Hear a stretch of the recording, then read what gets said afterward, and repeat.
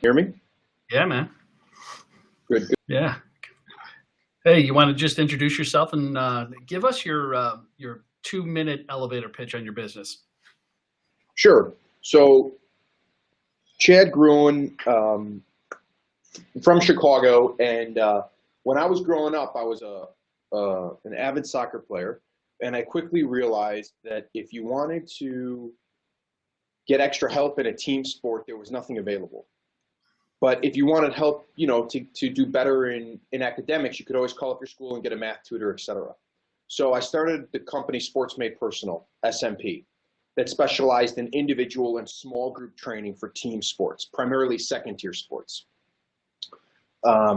And we had a lot of success. And from there, we decided to continue our expansion and get into more of the second tier sport platform in lacrosse. And since then, we've become the largest event provider in the Midwest for lacrosse. We see about 100,000 unique people a year, focused on events, team training, and small group training. Fantastic. And when did you start the company? We started it about 15 years ago, and we started to hit our growth pattern about 7 or 8 years ago. Was this a company that you started from scratch, or was it through acquisition? Yeah, so the SMP, I started from scratch organically, still exists today. Lacrosse America, we acquired now maybe about 7 years ago, and we acquired it for their skill, for their staff. What they were doing in the Midwest was basically the grandfather of lacrosse. They brought it here. The vision we had was the event space. There's a lot of players nowhere from an event league provider. And then we've made subsequent acquisitions since to kind of round out our portfolio. Gotcha. And talk a little bit about your career, your story, and how did you get to the point of where you are now? So we got it where you started the company, but leading up to that point, what was your journey, and what was that like aha moment to say, hey, this is being an entrepreneur in this business. This is something I wanted to do. Yeah, it's fun to talk about. So I've been playing. I was a soccer player from a young age. And I have a learning disability in reading comprehension. And so I knew I needed to do something where I was leading a team through the advantages of my core competencies that I have, primarily being, oral and through example. And so played soccer till I was 15, 16, 17 years old. And then my dad basically said, if you'd like to drive a car, find a job. Right. That was the impetus behind starting SMP. And we're on the North Shore of Chicago, a fairly affluent area where it made a lot of sense. And from there, through my network, one of my best friends from high school joined on and helped bring lacrosse to SMP.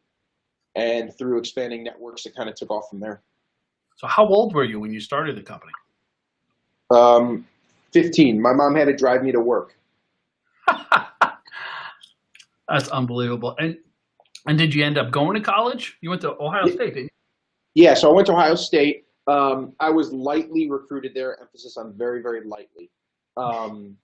Didn't pan out. I had brought SMP to Columbus for those 4 years. So I had a core group of maybe 100 or so clients at the time. And I would fly or drive back and forth from Columbus to Chicago once a month to see them. And in the interim, I ran an indoor facility while I brought camps and clinics to Columbus. Amazing. Young entrepreneur. So talk a little. lot of fun. Go ahead. I'm sorry. No, I was saying a lot of fun. A lot of unique experiences. A lot of fun. Things that you couldn't really learn, you wouldn't learn in college that were just practical, entrepreneurial skill set and running a business. You learned at 15 years old through 18 years old. Correct. That's amazing. And so what are you seeing now? I mean, it seems like you've been in this thing forever. What are you seeing now from the time that you started to where you are in the change in the landscape of the business? So, from clubs to a more specialized in sports, So that period of time since you've owned SMP, what positive changes have you seen in the industry? Yeah, so I mean, this is dating back all the way from living out of my car coaching kids to, now having the resources that we have. The market's changed drastically. What used to be, for lack of a better term, this background coach, this backyard coach that, could call up your kid and coach, and it was this informal volunteer-esque environment, has turned to this mega for-profit space. And the consumer's expectations have changed, along with the travel team, event, camp space that needed to change with it. And so the largest difference, regardless of sport, is we have found parents are willing to pay if the product that they're receiving is of value. And that sounds so simple, but if you look at the history of sport, that never was the case. You'd go to a tournament, as an example, and the tournament would be run mom and pa, would be very simple. Nobody would know if it's owned or nonprofit or just like a fun weekend getaway. And today, parents are coming with a high expectation that the quality of service they're getting is no different than going to a professional or a collegiate environment. Yeah, so talk about that. So, talk about your lacrosse in America, across America, and talk about all your tournaments and your program that you have. If you're going to talk about putting on and executing big events and the expectations being high, so give us a snapshot of your lacrosse business. Sure. So, as an example, for Lacrosse America, we do about 24 large-scale events all over the Midwest. And for us, Midwest is anywhere from basically the northern border of the United States all the way down to Nashville. And then we go, all the way from Cleveland to, let's say our clients will come from as far west as Colorado, but our events stop, hundreds of miles east of that. And so, the unique part of what we do is we develop an intersection between technology and culture. And so the backbone of who we are is that our technology space, custom app, custom full development, allows us to reach our consumer in a very filtered, efficient manner. And so when you look at our events, as an example, people think we're a lacrosse company. We'll bring 7 semis to an event that serves 20,000 people with 40 plus fields, etc. We'll bring 100 referees from all over the country, and we'll have 200 employees on site. But at the core, there's actually no headquarters like you would see at a traditional event, because our technology is running the entire event. And so as a simple example, when we ask for waivers from parents, it's all done online. So a parent doesn't anymore handwrite, nor does a coach give us a roster. Everything is electronic. And then when they get to the field, our staff logs into our app from a staff portal. If they're an employee on the sideline, they'll track the game score with an up arrow or a down arrow. That's immediately broadcast to every app follower that says team 1 is now beating team 2, 1-0. And the person who scored, jersey number, gets entered by that employee. Well, because we have the waivers, we know the employee's name, we know the employee's jersey number, we're able to immediately live post a leaderboard. So at the U13 level, from team 1, jersey number 6, Chad Gruen, is leading with 6 goals. And so you can start to see how we're able to personalize the experience to the consumer. And that's really our ultimate mission, is creating that environment where we can personalize the experience unlike any other at a youth sports level. So talk a little bit about sponsorship activation. And I'm sure that's a big piece of your business model on site. And it seems like being so digital, you guys have access to that data, and you have access to, continue that experience long after, way before, and then the event, and then long after the event is over. But if I'm a sponsor, what are some of the activation touch points that I will have access to on site at all of these tournaments? Sure. So it's a great question. We we do have basically an unlimited amount of data that we are constantly filtering and sifting through to make sure that we're able to help our sponsors reach their potential. Um, some of that includes actual on-site activation, and we're able to do that because we have our own trucking. So we will bring our plus or minus 7 semis to all of our events that then we can clearly handle a lot of the operational needs. And so Right. as you talk about like the timeline of activation points, so before we even get on site, right, we have reached our client 3 or 4 times because of the waivers that I just previously discussed online, all the way to the data that they have filled in. So we have very specific criteria on where they're from, their cell phone provider, et cetera, et cetera, et cetera, all the way to when they get on site. There's multiple locations of sponsor activation where players always go there because of either something that's being sold or some technology that we're showing or some intrigue that they have. And then following the event, the activations continue because they're either interested in a future event or we're contacting them based on the data we've collected, such as a leaderboard or future prizes. So we end up having somewhere between 8 and 12 touch points per event, per person. How many total participants do you anticipate this year? Just players. Just players, we're anticipating about 30 to 35,000. And is it boys and girls or? Boys and girls from 8 to 18 with the bell curve around 13. Perfect. So that's your sweet spot. Exactly.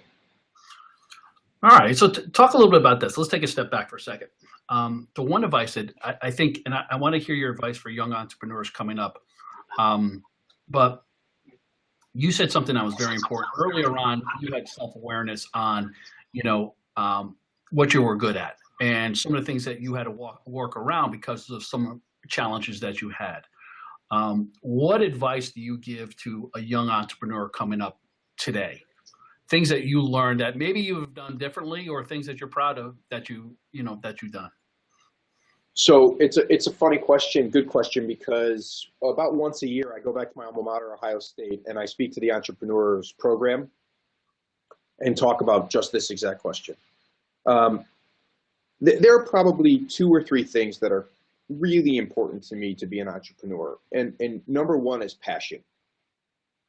Everybody says they want to run a company, they want to create something, they want to offer something unique. But if you don't have the drive and the passion, you just can't succeed, regardless of the idea. As it gets a little more granular, assuming you have the passion, then it comes into culture of what you're creating. So for us in the event space, over a 4-day period, 5-day period, when we include setup and everything else, we could be working 18 to 20 hours a day for 4 or 5 straight days. And so what needs to drive the service that makes it an unmatched experience for our players is the culture of who we are. And that's that intangible necessity that I'm a very strong believer in. And you create that by getting players to work with you, not for you. And you get players to believe in the same vision that the company has, is what creates the leadership. And the leadership is not necessarily me alone. It's the ultimate drive to create this unmatched experience. And then the third part, very, very small and far more granular, is just details. Details matter. Right. And as long as the organization's built on, the culture and the details with the passion it takes, I believe entrepreneurs can find success. Well, you figured it out living in your car when you're 15 years old, dragging bags of cones and soccer balls around. Right? So true. So true. Amazing story, Chad. It really is. I mean, it's incredible. And, I think the future for you guys are just bright. So how do you scale it? I mean, what's next for you guys at SMP? Yeah, so we're